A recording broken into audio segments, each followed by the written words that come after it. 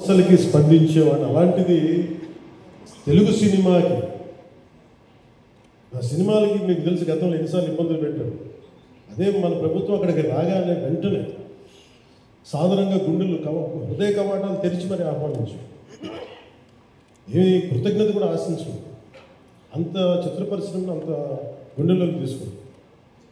అలాగే దీనికి సంబంధించి అలాంటిది నా సినిమాని నేను ఎందుకు వదిలేస్తాను? ఎందుకంటే ఇది ఇంకో సినిమా కాదు, ఒక మేకప్ మ్యాన్గా ప్రారంభమైంది. ఇంకో ప్రొడ్యూసరు, డబ్బులున్న ప్రొడ్యూసరు, పెద్ద జీవితాలు చూసిన ప్రొడ్యూసరే కాదు, చాలా చిన్న స్థాయి నుంచి, చాలా చిన్న స్థాయి, ఒక మేకప్ మ్యాన్ స్థాయి నుంచి బాయ్గా స్టార్ట్ అయ్యింది, చిన్నపాటి అసిస్టెంట్గా స్టార్ట్ అయ్యింది.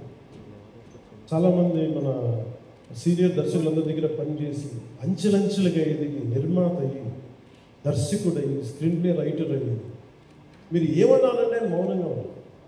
ఎవరు ఎన్ని ఇబ్బందులు పెట్టినా మౌనంగా ఉన్నారు. ఆయన మౌనం ఒకసారి నాకు విపరీత అసహనాన్ని గురి చేసేస్తుంది.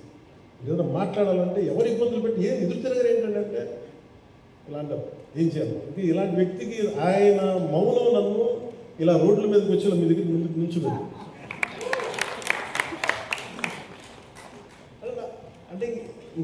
అంటే ఆయన ఏంటంటే చెప్తారు, ఆయన మౌనం రమణ మహర్షి నుంచి బాగా నేర్చుకున్నట్టున్నారు.